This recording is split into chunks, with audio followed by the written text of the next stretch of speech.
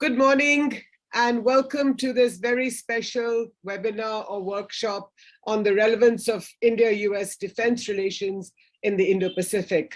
I'd like to welcome Mr. Pradeep Mehta, who is the Secretary General of CUTS International, in collaboration with the US Consulate in Kolkata, which is holding the first of several webinars on this very, very important topic. And over the next hour and a half or so, we will hear from several very distinguished speakers. But before I introduce them, I'd like to welcome Dr. Pradeep Mehta to this workshop. And sir, may I invite you to deliver your introductory remarks. Thank you. Thank you very much, Jyoti. And with that, let me welcome everybody to this inaugural workshop under the Defense News Conclave. The project is being implemented by CUTS International with the support of the US Department of Space, State, and with the knowledge support from the US-India Business Council, who is represented here by Pushan Das. The consulate is represented by Adrian Pratt, the Public Affairs Officer in the US Consulate General Calcutta. Unfortunately, he's held up somewhere. And I'm glad to see Jyoti Malhotra, who has kindly agreed to moderate the session today.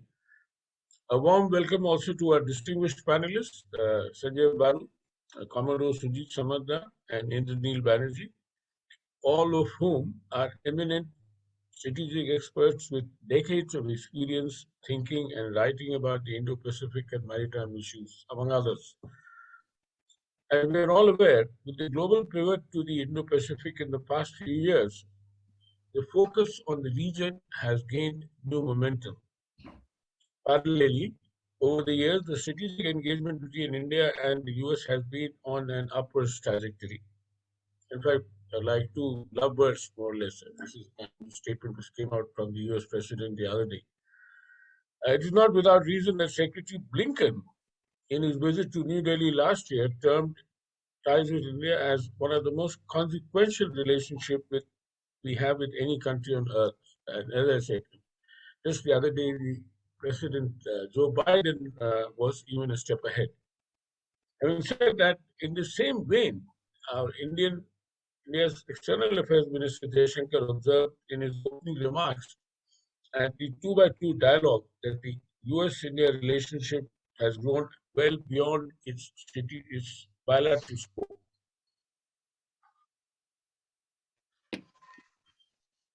The two sides are navigating closer cooperation on a range of issues, and the defense relationship is no exception.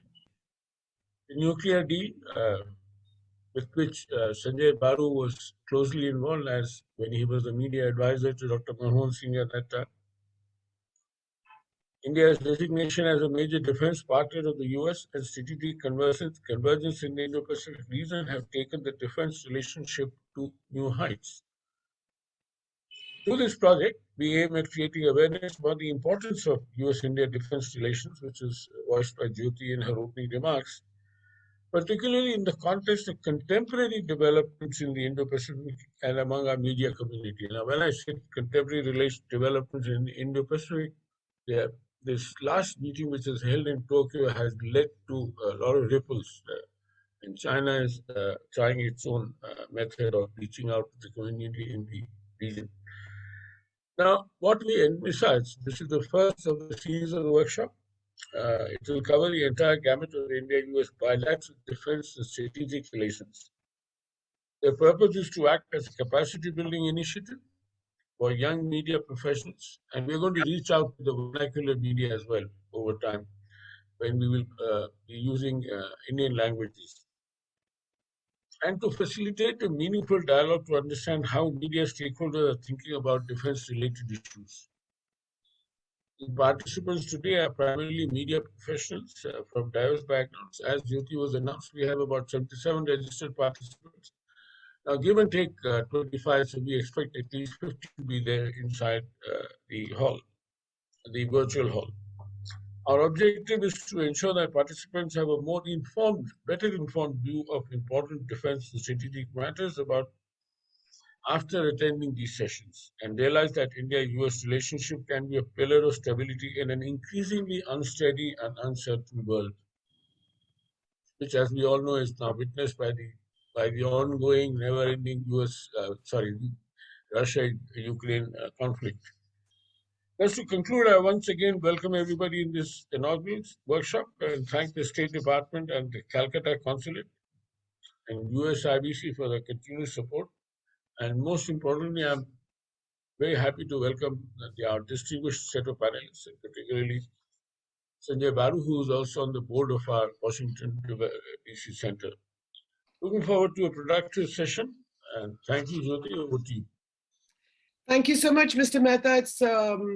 I think your opening remarks, your welcome remarks have sort of set the stage for this very interesting webinar. I'm a journalist, have been one for several years, and it's wonderful that a lot of my fellow colleagues are here in a virtual hall, if you like, listening to all these very distinguished panelists. But before I welcome the speakers, I'd like to welcome Mr. Pushan Das, who's the India head aerospace and defense of the US-India Business Council, to deliver his remarks.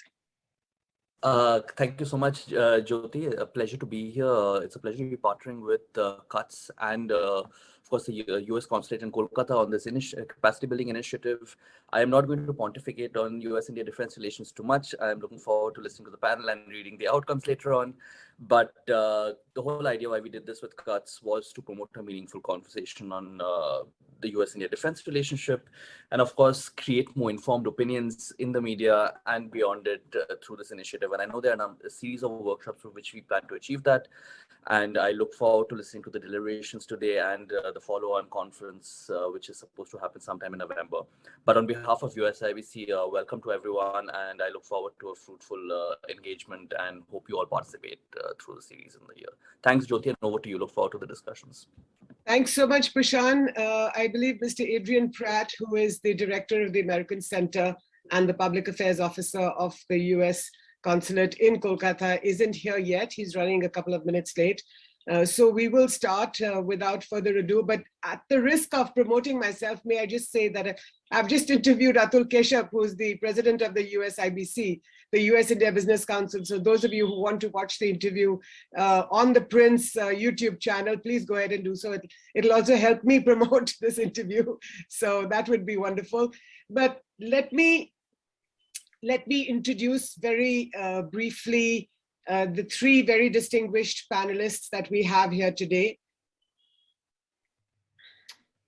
Dr. Sanjay Baru, a former media advisor of former Prime Minister Manmohan Singh. He is now a distinguished fellow at the United Service Institution in New Delhi and a member of the management board of CUTS International Washington DC Center. Commodore Sujit Samadar, founding member, Society for Aerospace, Maritime and Defense Studies, and former principal director, Naval Plans, and Indraneel Banerjee, a well-known analyst, foreign policy and national security issues. So to come back to the topic of our workshop today, and this is a defense news conclave, if you like, an inaugural workshop on stories of the US-India partnership. The stories of the US-India defense partnership. And like Mr. Pradeep Mehta said, this is a really good moment for us to discuss what's going on in the India-US relationship and why the defense element of it, the defense partnership, is so significant and basically underlies or underpins the India-US relationship. We've just come off the Quad Summit, only the second in-person Quad Summit in Tokyo just a couple of days ago. Prime Minister Modi attended this with the President of the US, Joe Biden, as well as the Prime Ministers of Australia and Japan. And like we all know, President Biden was very fulsome in his comments, not just to the Quad, and he described it as a force of good, but also very, very warm and welcoming of Prime Minister Modi and how India as a fellow democracy can play a role, a stabilizing role in the Indo-Pacific. These last 22 years, actually these last 24 years since the nuclear tests took place in 1998 under Prime Minister Atal Bihari Vajpayee, former Prime Minister, and we've all seen how the US-India relationship has come such a long way. At the time, after 1998, sanctions kicked in. The Americans imposed severe sanctions on India, but only 2 years later, then US President Bill Clinton came on a visit to India, and the two countries haven't looked back. In 2005, the civil nuclear agreement, the 123 agreement, was signed between India and the US. Dr. Baru, I hope, will give us some nuggets, some inside information, stories that haven't perhaps been told publicly before. And in the last decade and a half, what is very, very important is that the India-US relationship, a very important relationship, has the support of all the major parties in India, the ruling party, the BJP today, the Congress party, the chief party in the opposition. And we've seen over the last 24 years, as I've said, how all parties have supported the growth of the India-US relationship. So to come to you, Dr. Sanjay Baru, if you can give us an understanding of the importance of the Indo-Pacific. Why are we talking of the Indo-Pacific? What is the interaction between the geoeconomics of this region and the strategic importance of it? So give us a sense of what's going on and why the Quad and the Indo-Pacific Economic Forum that's just been set up, how that is linked to all these issues. Dr. Baru. Thank you very much, Jyoti. Thank you, Pradeep, for inviting me.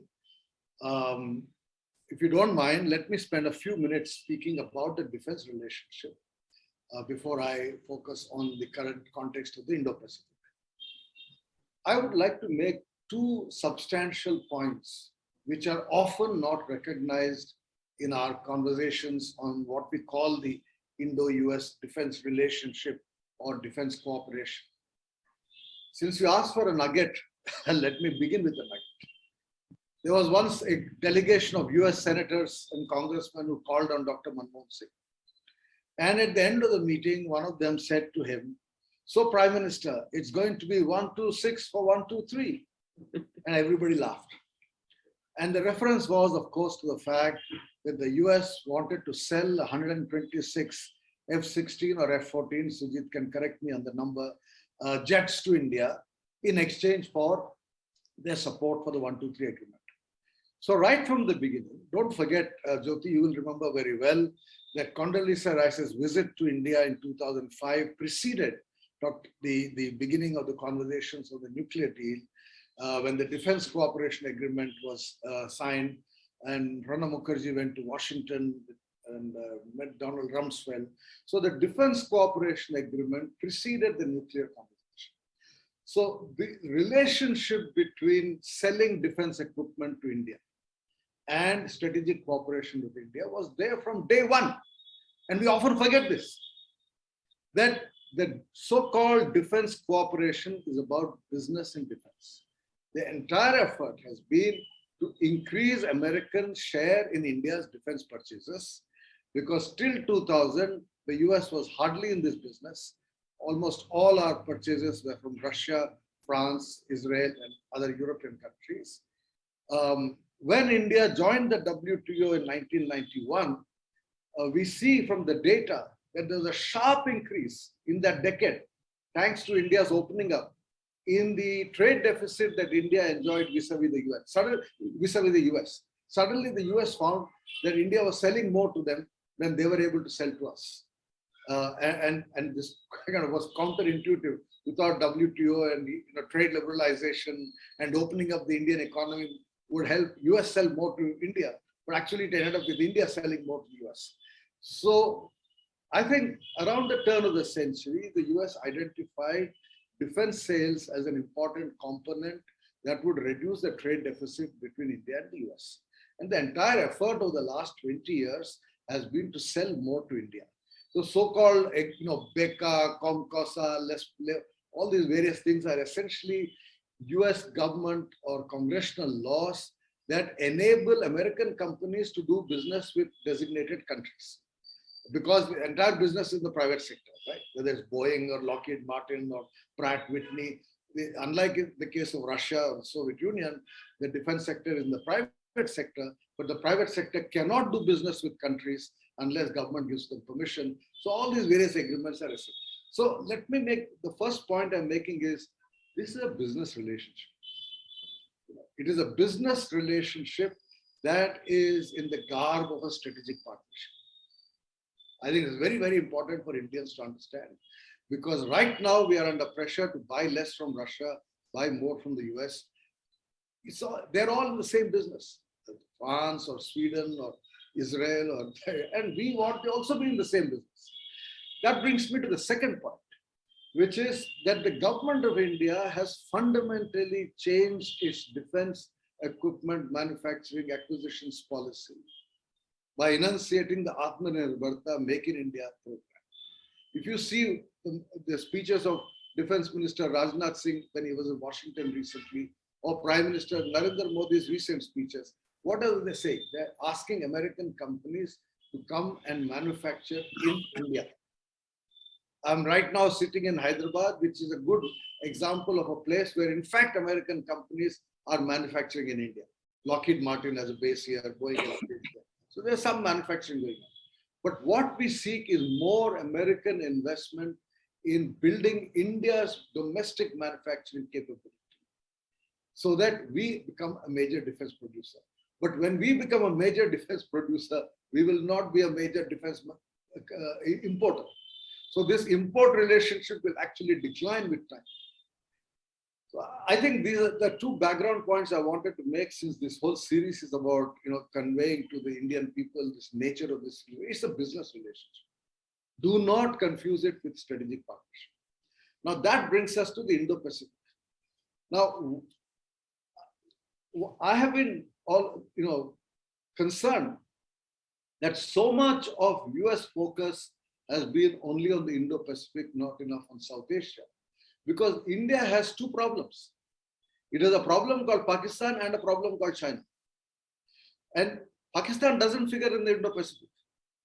So the US sells to Pakistan, has been selling to Pakistan.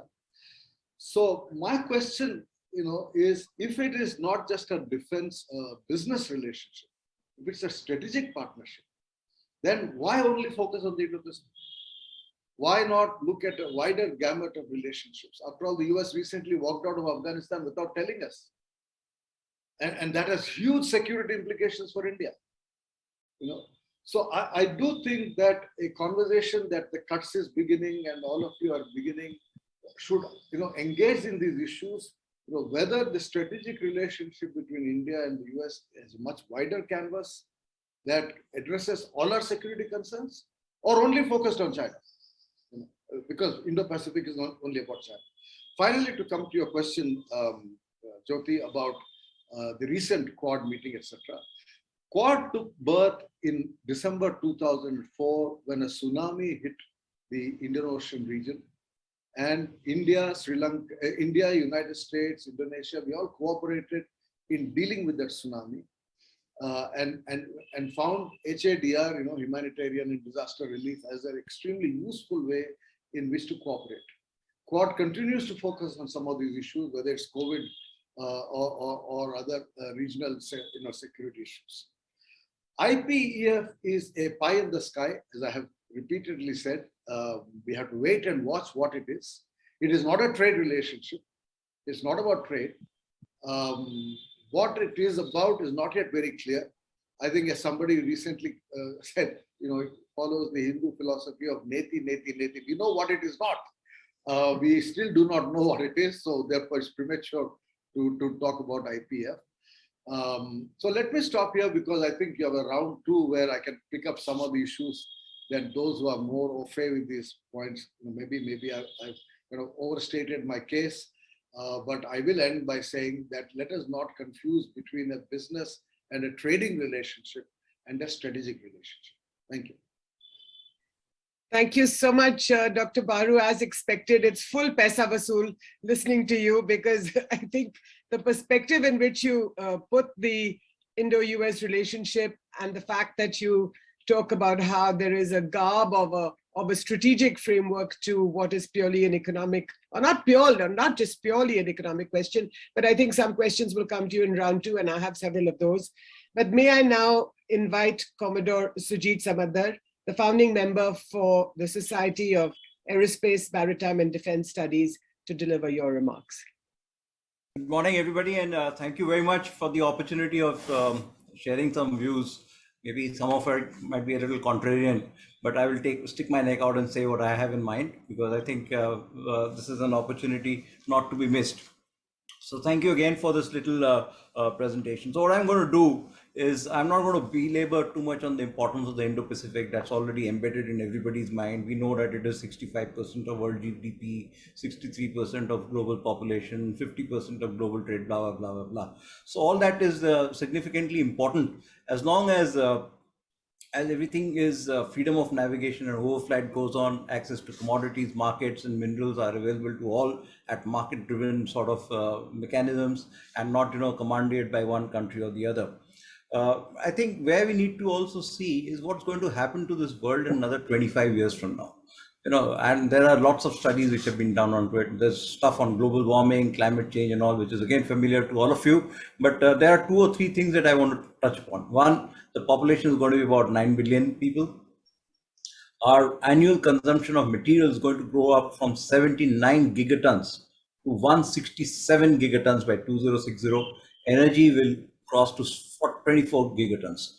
And these are all scarce resources. So whilst we hope that all this will be market driven and conducted in a gentlemanly sort of way, but hope is never a great strategy as far as geopolitics is concerned. So we need to be prepared mentally for contest, and we hope that there won't be conflict in this whole issue.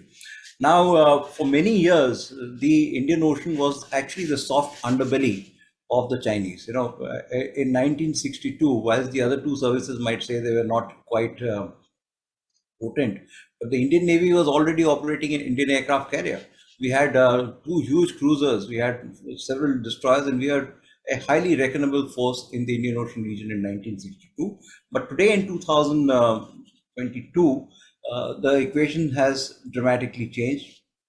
The Chinese are able to put at least 2 aircraft carrier group into India, into the Indian Ocean region, 30 to 40 destroyers, several dozens of submarines, at least 7 to 8 nuclear submarines in this very region.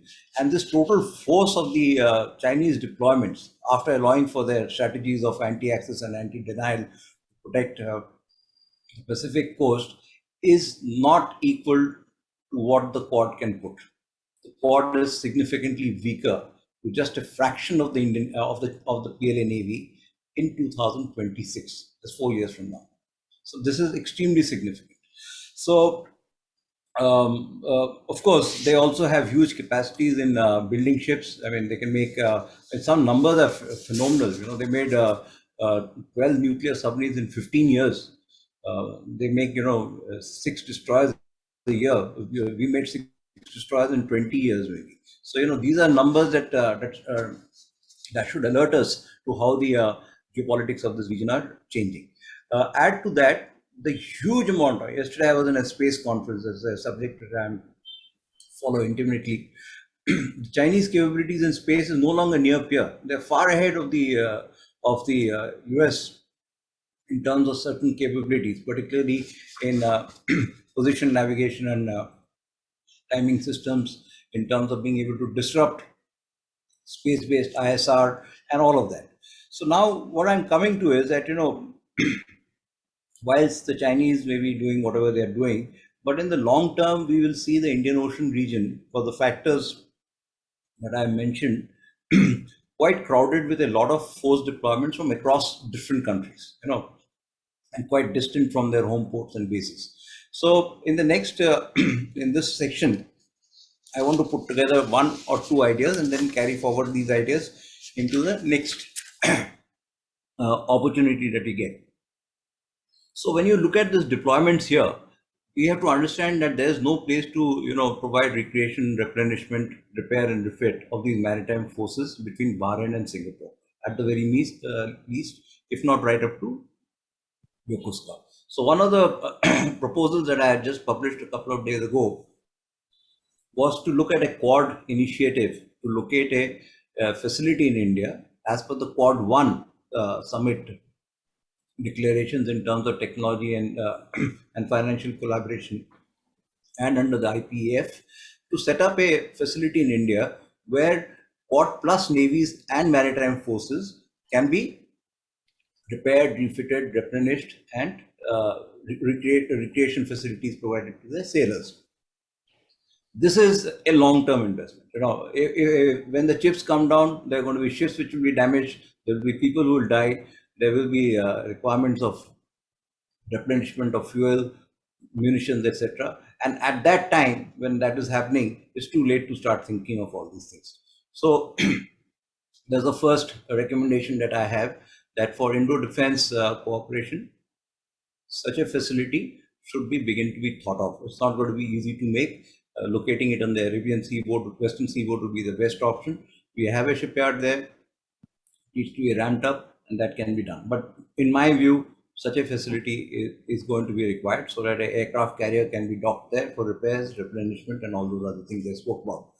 The second part of the story on Indo-Defense relations is, as Dr. Sanjay Baru very correctly pointed out, it's a lot depending on only businesses. So, you know, in the last few years, we've done a lot of business with the United States. And as you mentioned, in my job as the principal director naval plans, I did the first FMS with the US for the old amphibian ship called the USS Trenton, which has done some great service for us. 2006, and they said that we'll not be able to sail her for more than 5 years.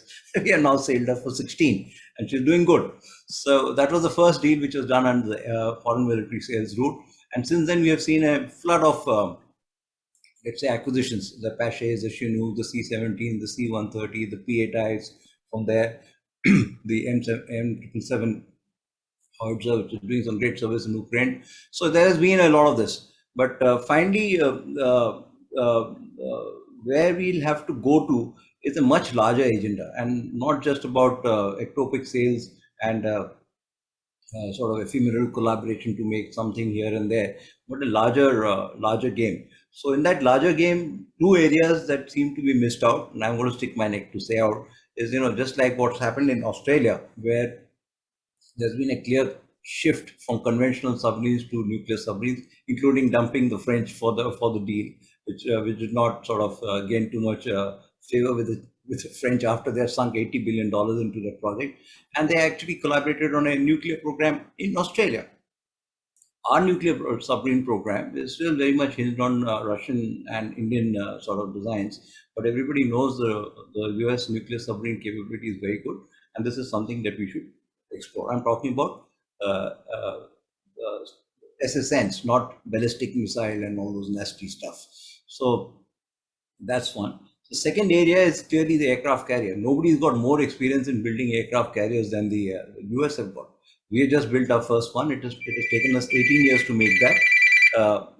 18 years to make that. The Chinese make an aircraft carrier every 5 or 6 years. So we have lots of headspace to grow together in the business of making aircraft carriers. And certainly, if the Indian role in the Indo-Pacific has to continue, then these two elements of maritime forces is a given: nuclear submarines and aircraft carriers, together with the aircraft that fly on it, the helicopters that fly on it, and all this meshed up together with the space-based systems, on which some agreement has now been done. There's also a very positive sign on the IPAF, and that I don't think we should miss that point. And this is exactly what the Chinese had done earlier, that they have now offered hundreds of scholarships for Indian students to go to the US and learn from them. If you follow the kind of technical papers which I read today on various technical subjects, it's very difficult to find a single paper which doesn't have a Chinese in it. And I'm talking about very nice papers on artificial intelligence, on blockchain, on material, you name it. They're all coming from US universities, but there's a Chinese name attached to it, maybe two. We also have some Indian people who are very good on issues on communications, on satellite configurations, on warship building and material on the other side. But so therefore, the overall, I just want to rest my case here with the last 2 minutes. First and foremost is this defense technical collaboration. Defense collaboration cannot be just limited to doing, Malabar exercises once every year, and we think that we'll become interoperable and we'll have bonhomie and all of that. It doesn't take you very much.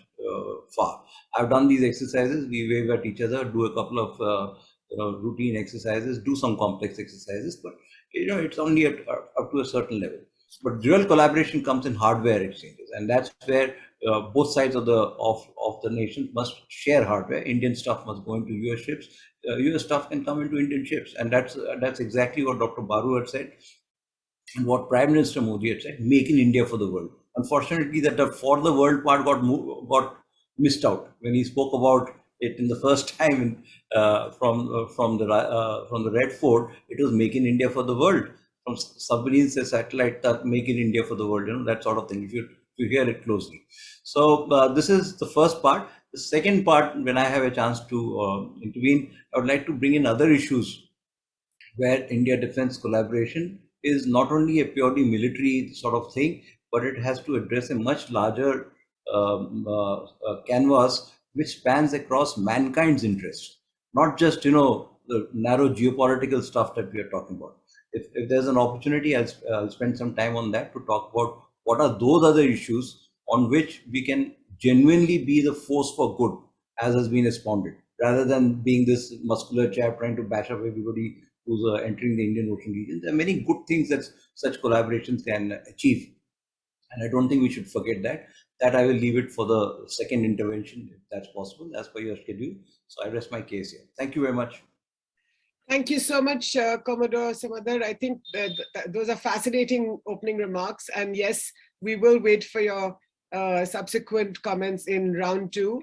But may I now invite Indranil Banerjee, analyst in foreign policy and national security issues, to deliver his remarks. And Indranil, perhaps if I can ask you to also put into perspective Russia with the Indo-Pacific, and especially the ongoing geopolitical ferment that we are witnessing today. Thank you, Jyoti. Can you hear me clearly? Very well, thank you. And right. Before you start, Indranil, just a reminder to all the participants, but to my fellow journalists who are in another virtual hall, please do post your questions to the speakers. You can send them to me in the chat box, and then I will ask the speakers. Go ahead, Indranil. Yeah, I'll talk about this Russia thing in the next one. Okay. I just thought, as an analyst, I'll give my perceptions on this whole Quad thing, because there are a lot of the whole idea about this endeavor by Kutz is to reach out to media people and academics and so on. Absolutely. So let's just give a very simple kind of overview of this whole thing and what it is all about.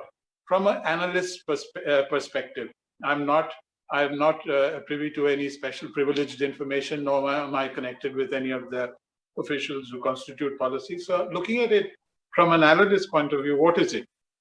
And why is it important to us today? And I'm not very good at extempo, so I'll just read out from a little note that I've made. Now, I think the first thing that we should understand is the Galwan incident of June 2020. That's what changed. It was a turning point for India. The ambiguity was gone after June 2020. China is enemy number one. Earlier, it was a potential threat. There were all kinds of views on how one should deal with China. But after June 2020, it was absolutely clear. And as far as India was concerned, China became a core concern. And since then, the government of India has taken several steps to deal with this threat at the military, economic, and diplomatic levels. The renewed engagement with Quad and its increased importance has to be seen in this perspective. India earlier was somewhat ambiguous about the Quad because of the ambiguity in its relationship with China. That was the bottom thing. They didn't know how to balance this thing. Today, there is no need to balance it. Now, but as far as the kind of inputs that I get, there is still residual skepticism about what the Quad is really about and what its worth is. India does not need membership of another ladies' club where highfalutin ideas of shared democratic values, world peace, or climate change could be discussed. Nor is it frightfully keen on shows to frighten pirates and other terrorists. It is in the Quad principally because of its military problems with China. This is the bottom line, whether it is stated or unstated. Now, India does not realistically expect any of the Quad members to get militarily involved in any future conflict, God forbid, if there is one. Nor does it expect the Quad to become another NATO or a formal military alliance. Yet, if the Quad is to be of some practical worth, it must help India's strategic stance vis-a-vis China, and that too in very practical terms. And as Dr. Sanjay Baru pointed out very clearly, we don't need the Quad for bilateral stuff with the United States, to buy weapons or to transfer technology. That's a bilateral thing. It's been going on since for years, as Dr. Baru mentioned, and it can continue. So what is it that India is looking for in the Quad, from the little sense that I can make of it? And I'll restrict my remarks to the maritime sphere because that's what Kutz wanted me to do. Now, as far as we are concerned, the entry of Chinese forces into the IOR is a game changer, especially their nuclear submarines coming into the IOR. Now, that changes the whole strategic chessboard as far as India is concerned. And the building up of strategic bases, their increasing force levels, etc., etc. And as the Commodore mentioned, that's huge, and we are really nowhere. Our Navy is absolutely in no position to counter that threat, and forget about projecting force into the South China Sea or any other place. So I think the current problem of India's maritime security is twofold. The first is the matter of capabilities. We need more ships and technology. Production levels are totally inadequate to meet even our current projected levels. And this is recognized that this is a problem of the long term. Now, India needs help in three areas: purchase of naval weapons systems and technologies, which could be done on the bilateral front, no need to come to the Quad; assistance to boost capacities in the indigenous production of naval systems and transfer of technologies, again, which is, you don't really need a Quad for that. You can do it through bilateral means. And here, as everybody knows, the US has been sensitive to some extent to our needs, and they've given us Boeing's, the P-8Is, long-range maritime patrol aircraft. We're getting Seahawk, we're getting the Lockheed Martin Seahawk anti-submarine helicopters, and so on. But we don't really need the Quad for all of these. We can get it directly from the US.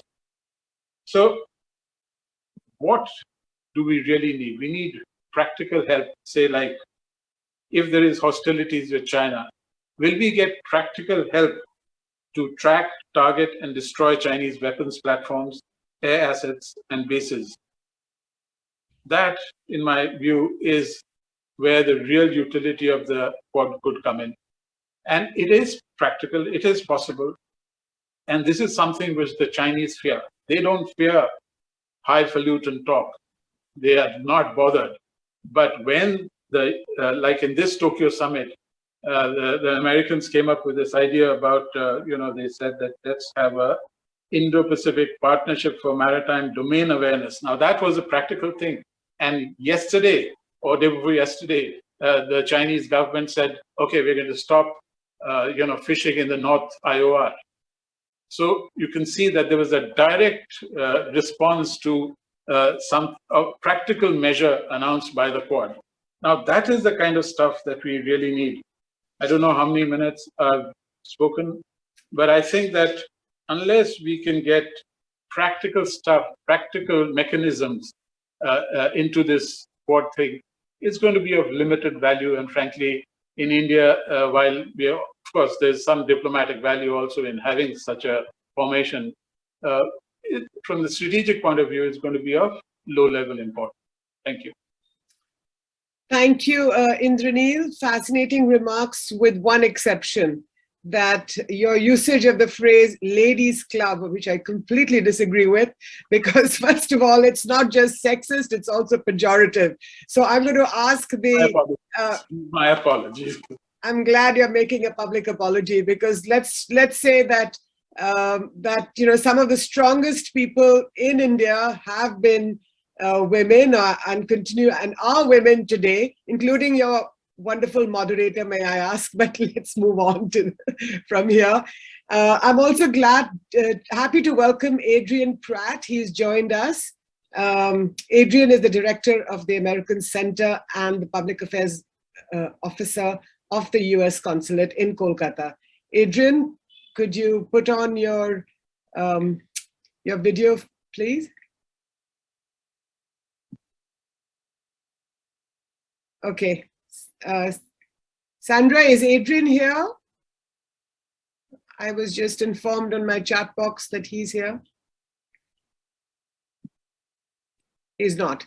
All right. So when he does join, I'll introduce him again. Dr. Baru, can I come back to you and perhaps ask you to expound on some of your earlier remarks? But really, I would like you to talk a little bit about what's happening with the Russian invasion of Ukraine 3 months on, and how do you think that interacts with this conception of the Indo-Pacific and India's participation in the Quad? You know, you mentioned earlier about India's dependence on Russian defense and ammunition, about 65% or so today. So this diversification that India is attempting, buying defense equipment from the US, and today I believe India buys about $3.2 billion worth of defense arms and equipment. So can you talk to us a little bit about that and perhaps your other remarks?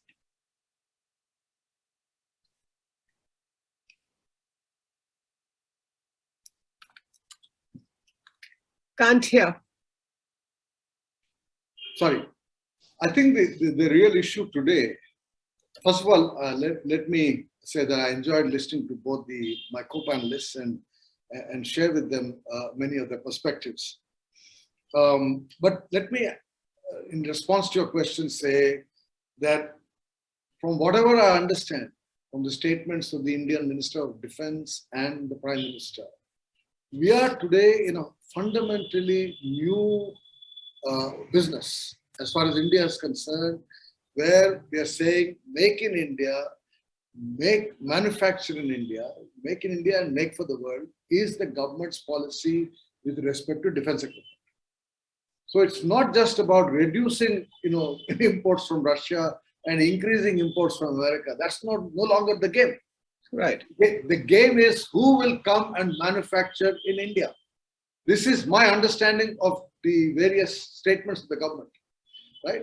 Now, if that's the new game in town, who is willing to play that game with India? Who is willing to manufacture in India for the Indian market, but also for the international market? It changes the game. It changes the game fundamentally. Because as long as we were in a market where we were simply importing, then the competition was between exporters.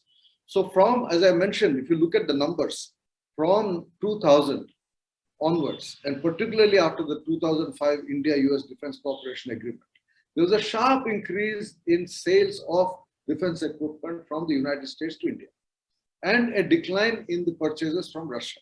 So, you look at the world market, I mean, it can be any commodity. It can be soap, it can be toothpaste. There are two manufacturers, there's Russia, there's US. They're competing. India is one of the major buyers. I think for many years, we're the number one buyers. Right now, we're probably again a number one buyer, but we're at the top of the pile of the consumers, right? Along with Saudi Arabia and a couple of others. So here we are, the buyers, and these two are the sellers, and they're fighting with each other to sell more to us. And we are under pressure to buy less from Russia. So since you asked about Ukraine, Ukraine has nothing to do with India. This is a European geopolitical struggle going on.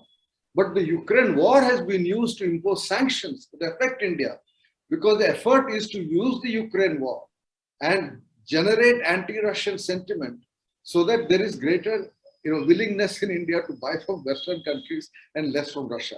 And Russia's capacity to sell also is going down as a consequence of the war. So in other words, Russia will be less and less important as a supplier, and America hopes to be more and more important. Now that game could have gone on if we were in the old paradigm, right? If we are still the importers, the net importers, and are looking at who can supply. There's France, there's Israel, etc. But if the new game, and I take the word of the defense minister and the prime minister at face value, if they really are serious about Atmanirbharta, about Make in India, and are telling everybody, come manufacture in India, don't just sell to India, then we are in a different game. So the whole paradigm of India-US defense cooperation has to be re-examined in this context, whether it's submarines, whether it's aircraft carriers, whether it's helicopters, whether it's missiles, whatever it is the US willing to come and manufacture in India? Are we willing to do joint research? I mean, we talked about joint manufacturing, joint research. Joint research, I know a bit about joint research. The fact is that the entire strategic research domain in the US is tremendous. There are firewalls. Just finding Chinese names, Indian names doesn't make any difference. I mean, we had an Indian name coming and warning us about sanctions, a chap called Dalip Singh, right? So and you're a Chinese name doing USTR negotiations, a lady called Catherine Tai. Don't go by names, they're all Americans. And they're all highly security cleared Americans in a strategic space. Now, we in India are asking for cooperation, joint research, joint manufacturing. That means we want to penetrate that wall of secrecy. Is the US willing? That's my question as an Indian. Are you willing to work with me in areas of high-tech? We started talking about high-tech cooperation in 2000 when President Clinton came here, right? And that was when Ken Jester was the undersecretary for high time. The chap was ambassador here. He used to be undersecretary in Washington, in Pentagon. I've attended meetings with him in Washington as a journalist in those days. So we've been talking about high-tech. Now, how much real joint research is going on? Are we doing it? If we are doing it, it's very good. How many technologies has the United States transferred to India in the last 20 years? Has anybody got a list? I'm asking. I've tried to do my net research sitting in Hyderabad to see. I don't have any data in the public domain. So if somebody has data, let me know. So what is this cooperation? Can I interrupt you, Dr. Baru? I think when India becomes a major defense partner of the US, perhaps, I mean, at least in theory, India does get access to dual-use technologies. And so I'm not sure what are no. So Jyoti, my question is, what are those technologies that we have already got access to? Right. I want an answer to that. From any journalist, any researcher, Indian, American, answer that question. Yeah, it's a good question. Yeah. Commodore Samadar, would you like to take on Dr. Baru's question? And, and if you could, just a few minutes of your second round. Yeah, just a few minutes. But before that, I just want to say one very important point which Mr. Banerjee brought out about the purpose of the squad. My sense in this whole thing about collaboration, you need to go back and see what was said in the Quad Summit 1. There's a whole session devoted to critical technologies, and a way forward was clearly charted in terms of, there'll be a Quad statement of principles, there'll be technical standards contact groups, there'll be semiconductor, in which India has already moved forward, 5G deployments and how that will be handled, etc. But in business, since after my job in the Navy, I spent several years running companies, so I understand business a bit. But there is no business case at the moment to make 3 submarines or 2 guns and all of that. Where you need to do proper businesses, as Dr. Baru also mentioned, is that we must have the scale, scope, and size. Only then there's a business case for investments into India. And there's a business case for transfer of technology. And there are substantial technologies which we in India have, which we can also transfer to other people, particularly on space-related issues and some of that. So the first principle of the Quad is that if it has to give any economic slant to it, as I mentioned to you, one was the creation of this joint infrastructure, which is derived from the Quad 1 meeting of a shipping facility, which does all those 4 Rs, as I call it. And the second is also commonalities that we need. For example, minesweepers. The Australians, US, Japan, India, all of us need minesweepers. We've been trying to buy minesweepers since 2004. We don't have a single minesweeper in our country. But suppose the four countries get together and make a business case for making a shared co-production on co-design and co-development of minesweepers And that's not some 10 minesweepers, that's 60 minesweepers on a perpetual basis. You've got a business case for transferring hell of a lot of good technologies into India, whether it's remotely operated underwater vessels, side scan sonars, all of that. It's a very scientific thing. Similarly, as I mentioned to you about submarines, the Australians are building submarines, the Americans are building submarines, Japan is building submarines, Indians are also building submarines. Now, if you can agree on a common design, on a common platform, and whatever common everything else, just remember our unit cost will come down so much drastically. You're not all inventing the wheel. The investment that is required to design a conventional submarine is upwards of $2.5 billion, at least. So, you now amortize it over 4 countries, you create the scale, you develop the entire supply chain, and we are in great business between us. So, so the Quad cannot be looked at in a narrow sort of, let's do exercises together, let's wave our hats at each other, raise flags. That's all very good. But if you have to do proper business in Quad, then scale, scope, and size has to be brought in, where there are commonalities in thought process in terms of what we've done together. I've given you 2 projects. The Minesweeper is a great project. The submarine development plan, which is common to all the 3 countries, 4 countries, is a good project.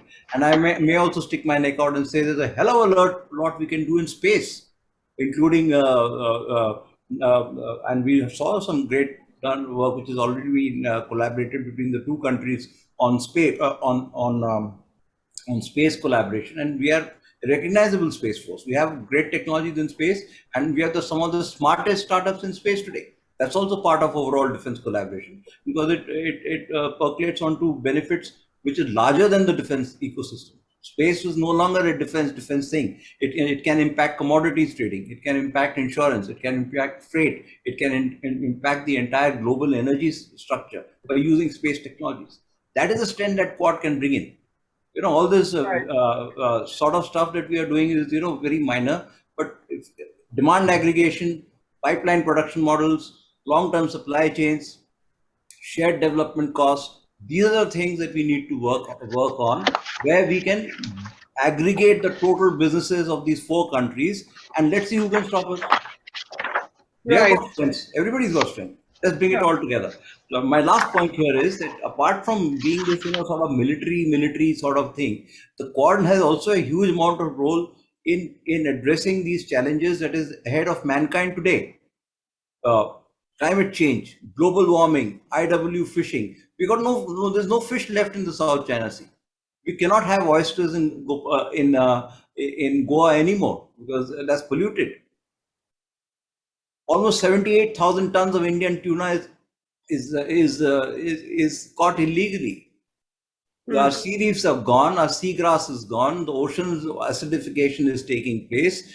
These are the sort of things that the Quad should raise and push it to the G20 in the next summit next year, where the Quad should say, look, we are the Quad and we believe that our role is much larger than, fending off the Chinese or some Russians or something. Our role is to save mankind. Yeah. And that is coming from the oceans today. That's the maritime sphere of it. In every negotiation that we have on climate change, there's one party which is missing. And that one party is the oceans.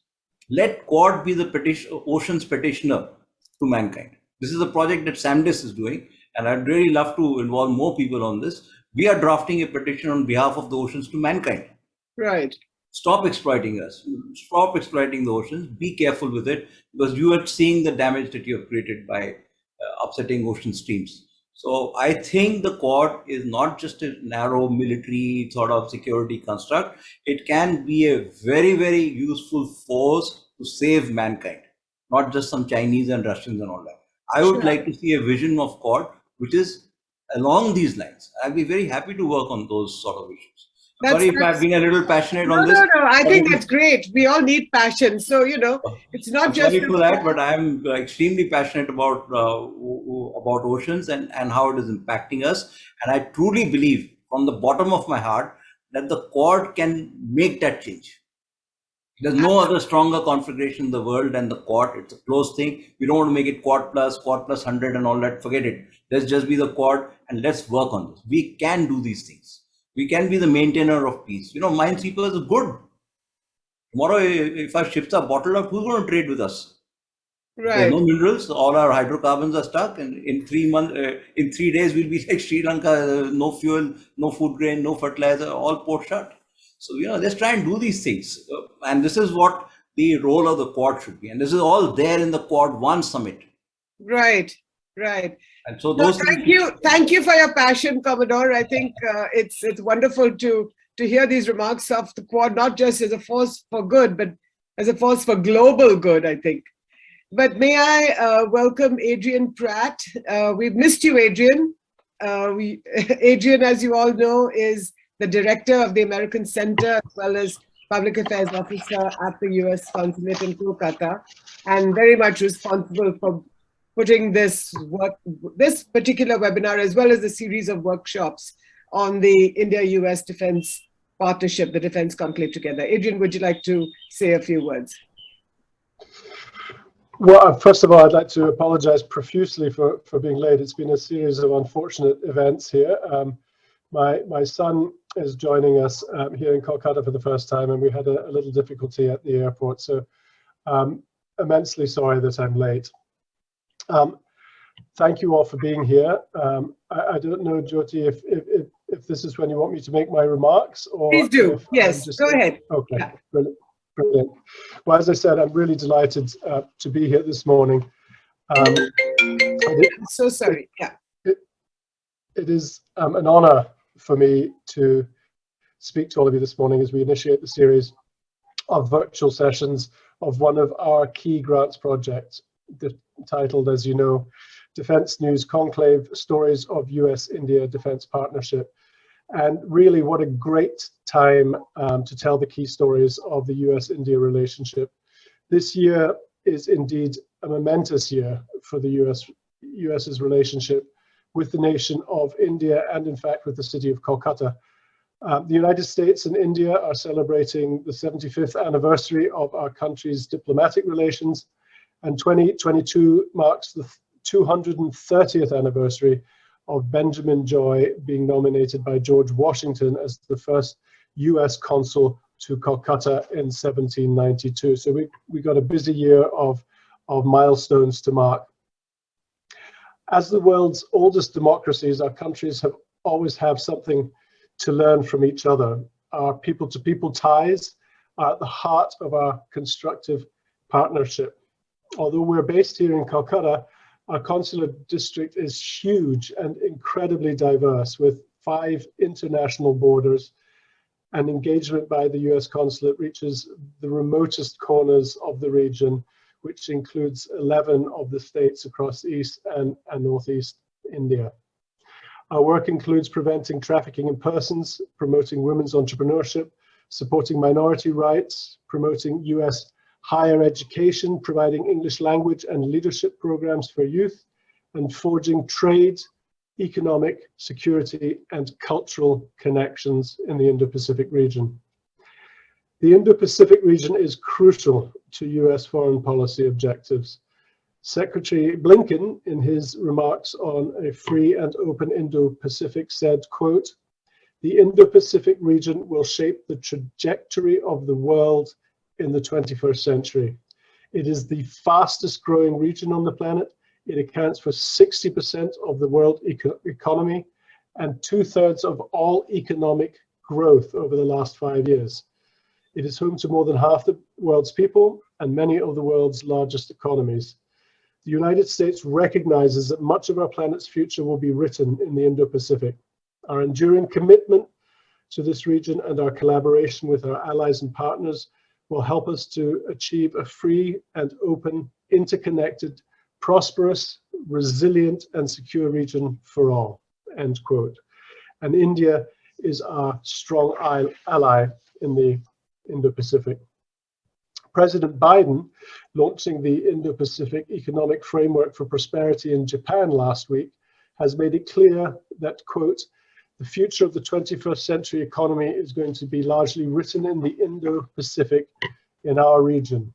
We're writing the new rules for the 21st century economy that are going to help all of our countries' economies grow faster and fairer. We'll do that by taking on some of the most acute challenges that drag down growth and by maximizing the potential of our strongest growth engines, end quote. And India is one of our most trusted partners in the region. On April 11, Secretary of State Blinken and Secretary of Defense Lloyd Austin III welcomed Minister of Defense Singh and Minister of External Affairs Dr. Jaishankar to Washington for the 4th US-India 2+2 ministerial dialogue. The dialogue was preceded by a virtual meeting between Prime Minister Modi and President Biden. I would like to read a short excerpt from the 57-paragraph joint statement that we released. And it won't be 57 paragraphs, it will be a very short summation of what was said. Quote, as natural and trusted partners celebrating 75 years of diplomatic relations between the United States and independent India, with a shared commitment to democracy and pluralism, a multifaceted bilateral agenda, and growing convergence of strategic interests, both countries seek to continue to promote a resilient, rules-based international order that safeguards sovereignty and territorial integrity, upholds democratic values, and promotes peace and prosperity for all, end quote. It continues, quote, the ministers reaffirmed the importance of the US-India Comprehensive Global Strategic Partnership to international peace and security, end quote. This was a really strong statement reflective of the importance of our bilateral relationship and partnership. Cooperation with India strengthens our security, bolsters our prosperity, and enriches our society. An enormous range of Americans have a stake in the US-India relationship and expect further progress in achieving the full potential of US-India ties. In fact, the world depends on US-India cooperation to address global challenges such as pandemics, the climate crisis that we were just talking about, cyber threats, supply chain resiliency, and terrorism. This is particularly true in the Indo-Pacific, where the United States and India are working with Quad partners. As the world's largest democracies, the United States and India have a special responsibility to advance democracy, multilateral institutions, inclusive development, and human rights in the world. We know that democracy is essential to meeting the challenges of our changing world. The US-India relationship today spans the scope of human endeavor from sea to space, from security to health, and from energy to education. One key element of our strategy is realizing the full potential of our major defense partner ties and supporting India's role as a net security provider in the Indo-Pacific. And through this project with our partner CUTS International think tank, we want to tell the story to our audiences in India and beyond. Working together to strengthen our military, diplomatic, and disaster response capabilities will ensure the US-India partnership is a force for global good, as will expanding the interoperability of our forces through training, exercises, and planning. These topics were discussed extensively at the 2+2 in April. In that meeting, the secretaries and ministers commended the significant and continuing progress in the US-India major defense partnership. Drawing on the momentum from the US-India Defense Policy Group meeting in October 2021, the secretaries and ministers reaffirmed their ambitions for building an advanced and comprehensive defense partnership in which the US and Indian militaries coordinate closely together across all domains. The ministers acknowledged the importance of deepening collaboration in science and technology in the US-India Joint Technical Group, the JTG, and in evolving new defense domains, including space, artificial intelligence, and cyber. The ministers underscored the importance of cooperation in space and welcomed plans to conduct an inaugural defense space dialogue later this year. As information sharing forms an important pillar of the US-India defense cooperation, the ministers underlined the importance of building a comprehensive framework under which our militaries are equipped to exchange information in real time across domains. Acknowledging that our navies have been a driving force in advancing the United States and India's shared interests in the Indian Ocean region and the wider Indo-Pacific, the ministers discussed opportunities to further advance and deepen maritime cooperation, including in underwater domain awareness. Recognizing the importance of building robust private industry collaboration, the ministers welcomed ongoing projects under the auspices of the US-India Defense Technology and Trade Initiative, DTTI, including a project agreement to co-develop air-launched unmanned aerial vehicles. Seeking trusted and resilient defense supply chains, the minister welcomed the progress made towards implementation of the Industrial Security Agreement to facilitate collaboration on cutting-edge defense technologies between industries. Acknowledging India's focus on developing its domestic capabilities and helping to ensure reliable defense supplies, the ministers committed to work closely across their respective governments on co-production, co-development, cooperative testing, and advanced systems investment promotion and the development of maintenance, repair, and overhaul facilities in India. To further enhance defense industrial cooperation in the naval sector, both sides agreed to explore the possibilities of using Indian shipyards for repair and maintenance of ships of the US Maritime Swift Command to support mid-voyage repair of US naval ships. Managing our defense and law enforcement activities through these two goals keeps all our citizens, young and old, regardless of religion or political party, safe from crime. It reduces the risks from terrorism and protects us from the threat of war. We must stand together in this moment when autocracies are threatening to undercut the system of rules that the United States, India, and other democracies have built to support freedom. We must continue to defend against and deter those who threaten their neighbors and undermine the rule of law. With this hope, let me end here and pass it back to you. And I do, again, apologize for joining late, but I'm looking forward very much to listening to the rest of the session. Thank you so much. Thank you, Adrian, for your remarks. And may I now ask Indranil Banerjee. Indro, if you can, if you'd like to perhaps comment on what Adrian has said, about the Quad, also particularly on the India-US defense ties, and your own remarks in the second round of this intervention. Sure, Jyoti. First of all, let's be absolutely clear, there's very little, if no disagreement on this whole issue about India, the importance of India's relationship with the United States. I mean, there's consensus at all levels today. There is no issue with that per se. Having said that, there, however, is a degree of strategic misalignment between the United States and other Quad partners. Our view of Asian security clearly differs from theirs on many counts. More fundamentally, perhaps, is our status quoist worldview, which frowns on any attempt to radically alter the balance of power in the continent. The destruction of Iraq, Syria by Western powers was not endorsed by India. Neither has the policy shifts in Afghanistan. The Western powers' reliance on rogue partners such as Pakistan and Turkey is another area of worry. It continues to be an area of worry. The decision by the United States to prime the Ukrainian leadership to take up a hardline position against Russia and openly try to alter the status quo by attempting to include Ukraine in NATO has not been welcomed. The resultant war by Russia has proven to be disastrous for India in practical terms, not to speak of in diplomatic terms. We've been pushed into a position which we didn't want to take, and it doesn't help us.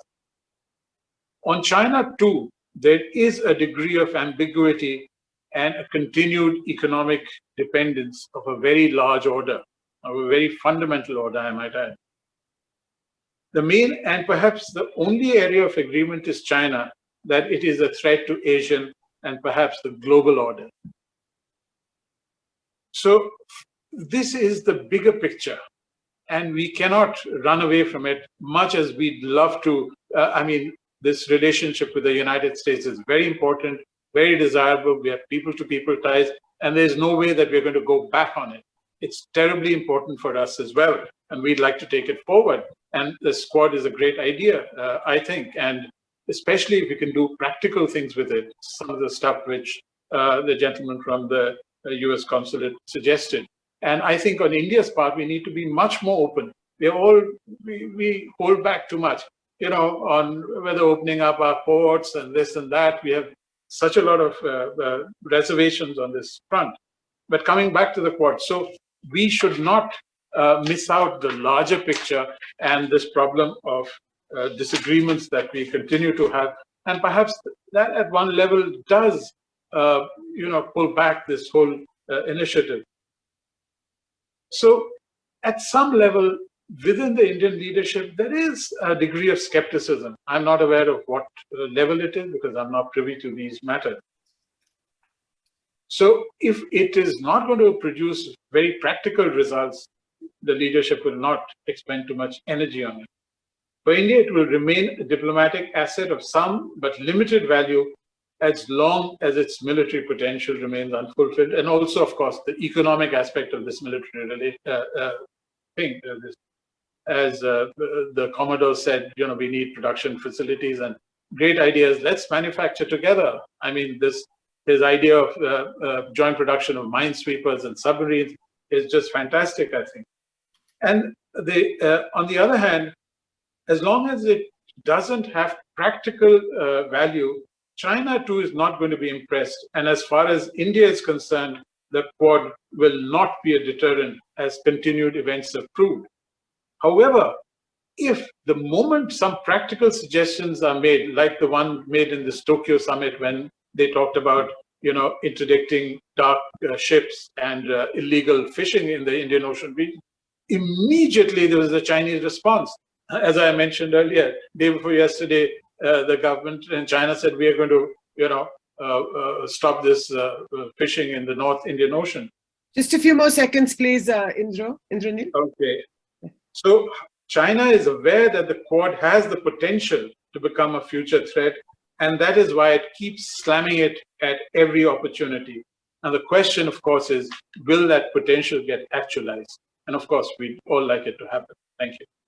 Thank you. Thank you so much, Indranil. I have a few questions in my chat box. So I'm going to ask the various speakers. Biju Gopinathan Unithan, he is the chief sub-editor of Mathrubhumi Daily, a newspaper in Kerala. To you, Dr. Baru, the question is it necessary to, or should the Quad be expanded to other nations in the Arabian Sea to check the threat from Pakistan?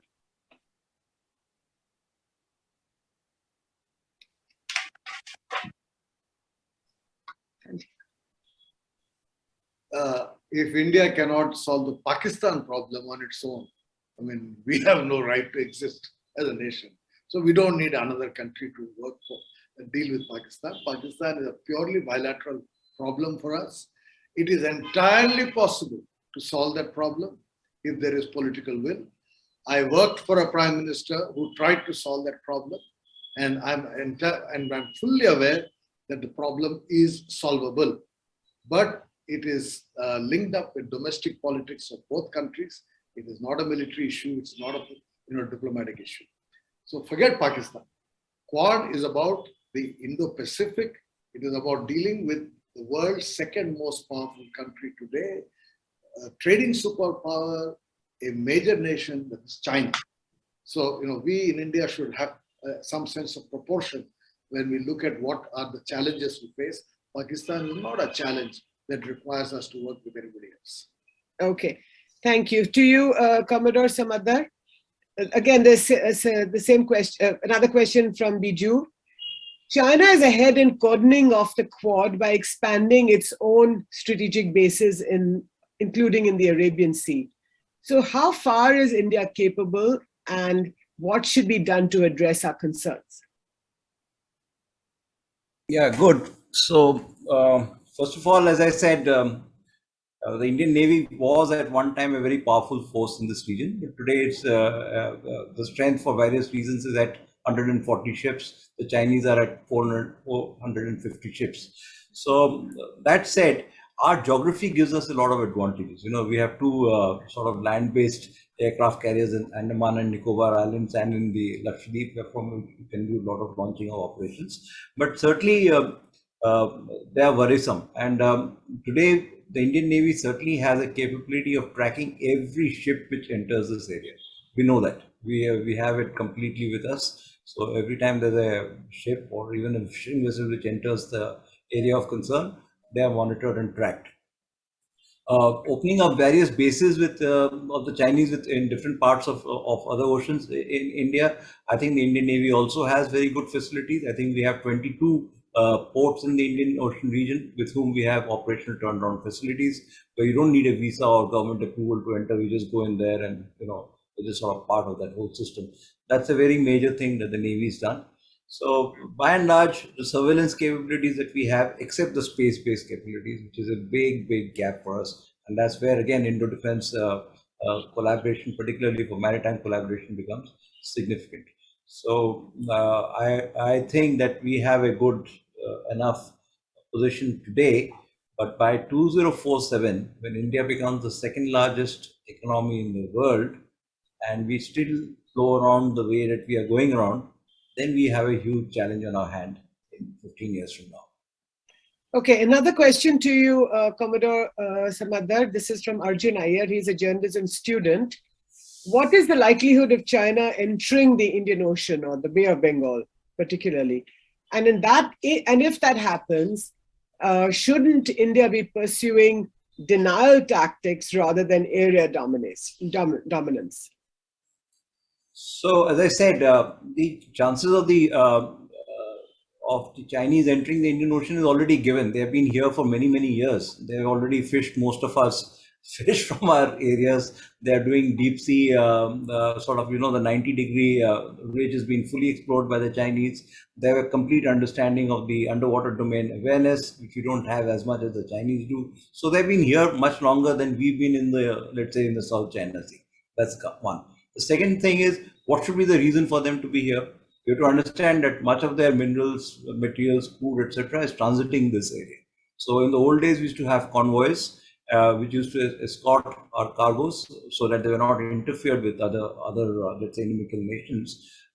I see if this, as I mentioned to you, the requirements of materials for our country's growth is not going to be found within our own shores. We have to depend externally for it. And if market forces are allowed to continue, that's the best thing to be. But I'm not sure that market forces will dominate the mechanisms for import of crude, import of copper, import of cobalt, import of nickel, all these new technologies and new materials that are required for a high-tech economy. That's going to come. And I think there will be a contest at sea at who gets it. And there might be a contest at land as to who commands it. 40% of global cobalt is with the Chinese today. So I think materials, minerals, markets are going to be the future areas of conflict, apart from all this other stuff that we're seeing. Remember, all of this has a direct linkage with security. Migration is one of the biggest challenges that we are going to have because of water, because of scarcity of materials and access to markets. We'll be fighting for that. And for 2047 is not so far away, given the pace at which we sort of build capabilities in India. If we don't start now, we're going to be way behind. So that's my submission to my friend there. Thank you. Indranil, can I ask you to take this question? It's a little technical, but this is by Ashwani K. Channan. He is the director of Tech 55, which I assume is a technological magazine or website or newspaper. So the question is, a new India-US initiative on critical and emerging technologies was launched by Prime Minister Modi and US President Joe Biden at their recent meeting in Tokyo, in which both sides resolved to expand defense cooperation. Now, will this enable US defense companies, will this help US defense companies to get ITAR, which is the International Traffic in Arms Regulations waivers for technology transfer to India? Sorry, no, I did. Okay, I know that is a bit technical. Would anybody else like to take this, Commodore? Go ahead. I'm not sure whether I'm unmuted. Yeah, okay. You are. I think, as I think Dr. Banerjee also mentioned earlier, and Dr. Sanjay Baru certainly did, that one of the ways, that the distinct differences between, let's say, the Russian establishment and the US establishment in their structuring of their defense production units is, in one case, it's a state-run unit, and that is what we were for many years. Fortunately, we are now got a hybrid mechanism and efficiencies are creeping in. On the other side, as far as the US is concerned, their entire defense production base is in the private sector. So they are very agile, they're very innovative, and they are building up all the time. But to make sure that their agility and their nimbleness and their, let's say, the intellectual capital is not passed on to other, let us say, not so friendly nations, the ITR regime exists. And that is also a very useful tool to control transfers of platforms and equipment to other countries. In one case in India, a particular provision would not permit a certain airframe manufacturer to sell to India to protect the American business. So, those are sort of things that the ITR can do. I don't know whether we can negotiate something out of that and build it. But as I said, if we are looking at co-design, co-development, co-production of various facilities in the Quad, and the US has done that. For the F-35 is now produced in 8 different countries. In the European Union, the FREM frigate is built in 4 different countries. So there's no case to see how we can work around it if you want to. Okay. To you, Indranil, a question. Jyoti, can I just come in 1 minute? Go ahead. Yeah. I think we should not run away with this. Nobody does technology transfer free, right? The whole intellectual property regime has been put in place precisely to prevent that. I mean, look at the whole issue on COVID vaccine. Even today, I read an article defending the whole IPR thing in COVID vaccine. They're not willing to part with COVID vaccine technology to save human lives. Who is going to part with strategic technologies? So, this illusion that somehow technology transfer will happen, unless you make in India and then we find out how they are making and copy, which is what the Chinese did. I don't see any technology transfer happening unless it is kind of off the shelf, 3rd generation, 4th generation technology. Latest technology will never be available. Indranil, do you have a comment on that? In which case, what is the India-US defense partnership all about? And does this mean that that the US is afraid of Atmanirbharta? Well, I think that every country is right in protecting its intellectual property because, after all, millions and billions are spent into research and development. Right. So there will be a reluctance to part with, cutting-edge technology. And also, there's a question of your defense forces. You would like your forces to have the best technology and give the one a little below the cutting-edge stuff to others. And there is no other way but to become self-sufficient in these technologies. But even incremental, if you get technologies, little things, they go a long way in helping, because see, even in an aircraft, there are thousands of technologies involved, and all of it is not required to be cutting edge. And and if we get this kind of help, it makes for really fast development. I remember in the 1990s, when late 1990s, the Chinese were buying all kinds of stuff from the United States, and it was not as if the best aircraft engine technology was going to the Chinese Air Force, but they were getting little technologies. Like, I remember they got one thing which helped them to fly planes with greater payloads. Now that changed the strategic equation in Tibet, because now they could fly their aircraft from those high altitude bases with greater payloads, and that changed a lot of things. So, even the incremental technologies that we can gain from this partnership would be of immense help to India. Okay. Sanjay, Dr. Baru can't hear you. Sorry, but that's the question I asked. Give me one example. 20 years, 2005, we signed Defense Cooperation Agreement. Give me some examples of what actually technology has been transferred. Let's not talk about the future. What is being transferred? I think this CUTS program should put on the table, should list out the technologies that we have actually got and say, this is what cooperation is about. And then I would be happy. Look, I am not a skeptic of the Indo-US relationship. I've been part of the process. Jyoti Malhotra knows I sold the nuclear deal for 5 years. I mean, I've been very, very strong advocate of this relationship. But as an Indian, I want access to technology. And so the question I'm asking is, what are these technologies that we are going to get? What are these technologies that we have got? That is what research should do. Not just talk about, oh, this can be done, that can be done, this will happen, that will happen. Forget the future. Look at what has been done. And then we'll understand the scope of this relationship. I think the US consulate, and Adrian, you're here listening carefully, perhaps the US consulate and the and CUTS International can come together to give us this information. I think this would be really good, and it would add to our knowledge, certainly to the knowledge of those in this chat room. Yes, go ahead, Commodore.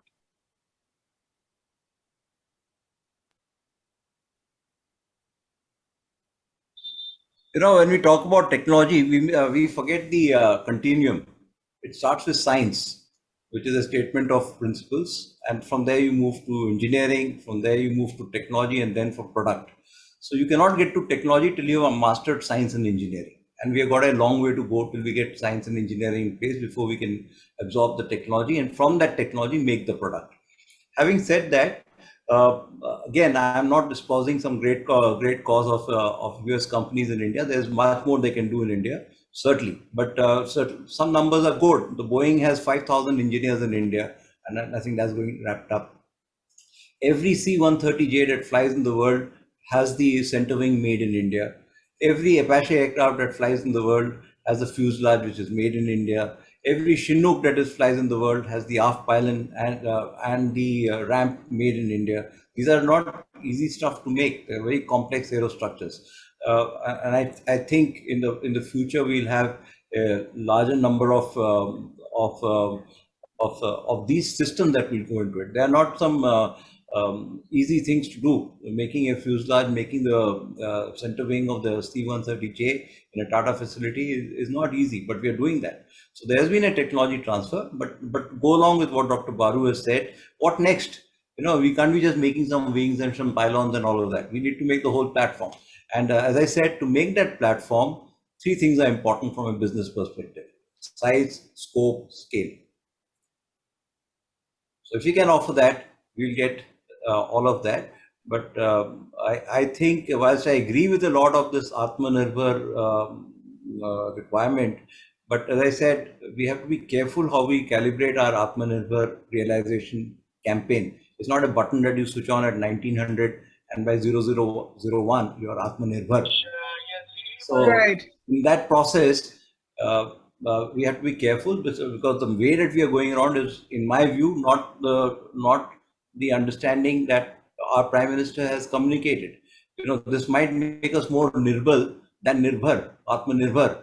So you can't now say make 4 washers, you make these 2 nuts, give you the whole material specs. You can't do it like that. So we have to be very careful. How do we actually walk the path of being Atmanirbharta without becoming nirbal in the bargain?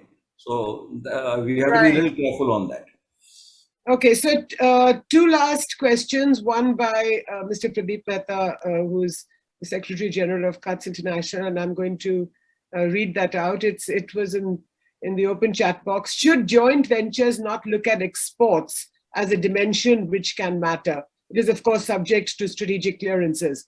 Would anybody like to take that question? Dr. Baru, Indraneel? Dr. Baru. Or Indraneel, one of you? Exports to whom? So should joint ventures not look at exports, I think, to third countries, right? Exactly. As well as to the US.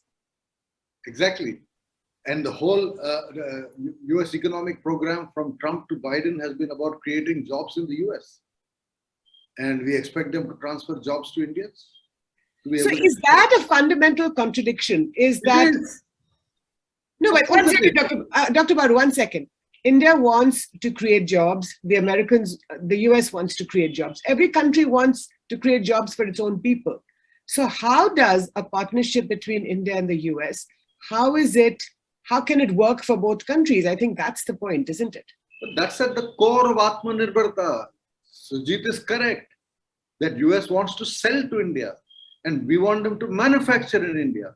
But if US manufactures in India, there are jobs created in India, but jobs lost in the US. But you can do both, can't you? US You can sell and you can manufacture. Transfer of technology will, it's like what you did with the Russians earlier, what you're doing with the French now. You take just one pistol.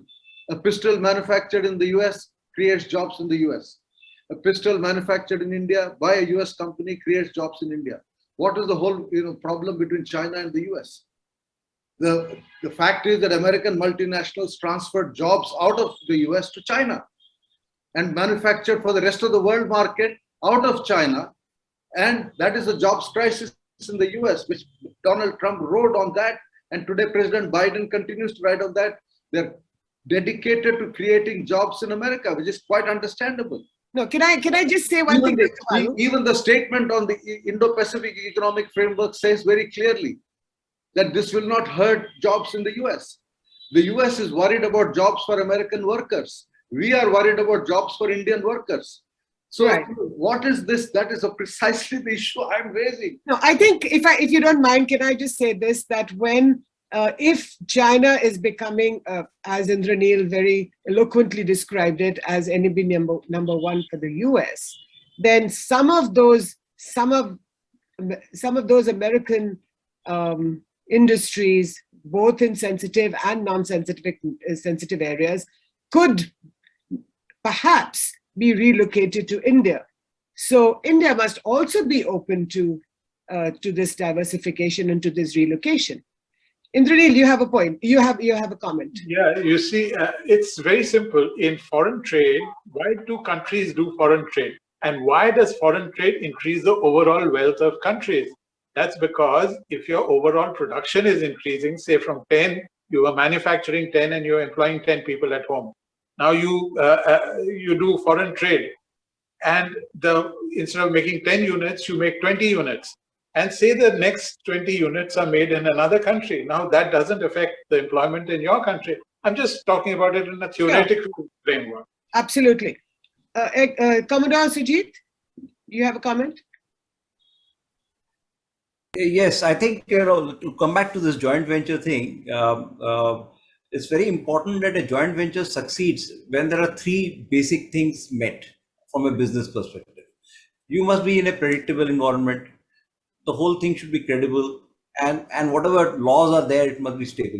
We can't have a changing law. You change the tax law today, you change some other law tomorrow, you change FDI day after tomorrow. This is not exportable, that is not exportable. I'm not talking about India, about any country in the world.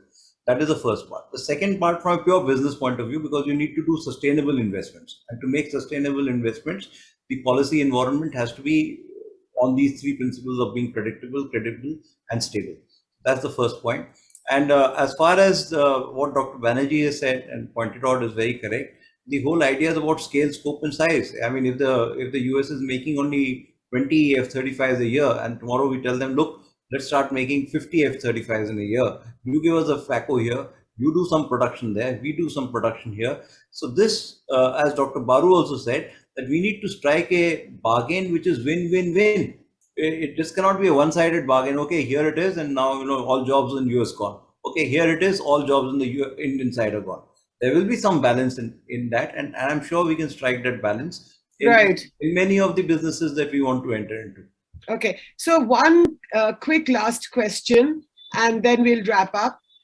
This is from Ankit Kumar, who's the editor of Indian Aerospace Defense News. So the question is that even when Imran Khan was the Prime Minister of Pakistan, the US allowed the export of gas turbines for combat ships to Pakistan, as well as hundreds of M113s, MRAP vehicles, small arms, thousands of TOW, ATGMs, etc., etc. Now, the question is, will at least some of this be used against India, and how this will potentially affect India-US cooperation? Anybody wants to take this? Indranil? I mean, the answer is pretty well known. Which is? What's the answer? It's going to be, if at all there is hostilities, they'd use whatever they have, including some of the junk that they got from Afghanistan. And we know that some of the small arms from Afghanistan are showing up in Kashmir. So that has always been a concern. But I It's think it's not all junk, surely. I mean, some of the stuff the Americans left behind in Afghanistan was pretty sophisticated weaponry. yeah, some of it was, but I'm not aware of what state they were in. Okay. Commodore, you have a quick last comment? Yes, I'm saying, frankly, it doesn't matter. As long as the kind of equipment that you have given it to them, there's also a huge amount of technical expertise required to operate that, and a deep understanding of the strategic manner in which you exploit it. So, if they give some pistols here and some other thing, good luck to them. I'm sure. As Dr. Baru very clearly said, if India today thinks that Pakistan is a threat, we are just underselling ourselves. Pakistan is not a threat. If we want to sort them out, we can sort them out in various ways. And the best way would be to solve it politically. If there's a national will, we can do it. If we want to solve it militarily, we can solve it militarily. But it's a matter of will. But to say that Pakistan is a threat and all the things that we are doing in our country is only oriented to save us from the Pakistanis, then I don't think that is the right thing for India to do at this stage of our, let's say, progress. I think that's absolutely very well said. And, Pakistan is not the center of this story or even on the margins. I think the story is moved on elsewhere in the Indo-Pacific. And actually, I would say from the Himalayas to the Arabian Sea and the Bay of Bengal and the Indian Ocean. Mr. Mehta, do you have a last comment to make? And then I'm going to wrap this up. There was this very interesting discussion on jobs, etc., etc. Sanjay, it's not a sort of lose-win game. It's not, everybody will lose. People do gain, and this has been very lucidly responded to by the panelists here. So I'll leave it at that, except to say that you need to move on. As far as Pakistan is concerned, I think the points made by Commodore Samandar are quite valid, except to say that as it is, Pakistan is imploding at the moment. So you don't really have to bother about any external action. Lastly, all countries, one must understand in geopolitics, and as Sanjay would also bear with me, are quite self-interested. They look out for their own interest, and in that kind of situation, how do we manage our own interest is very crucial. And Indranil had very clearly expounded the kind of situation where India now is in, and Jaishankar spoke about it very, very volubly, I would say, and put everything at rest. So I'll leave it at that, and I'd like to also thank everybody. So all of you will agree that this has been, oops. So sorry. I'm so Jyoti, you didn't tell people to put their mobiles on silent. I assume that there would be, and mine is on silent, but because it's connected to my laptop, it just sort of comes on. It has a life of its own, a mind of its own. But apologies for that.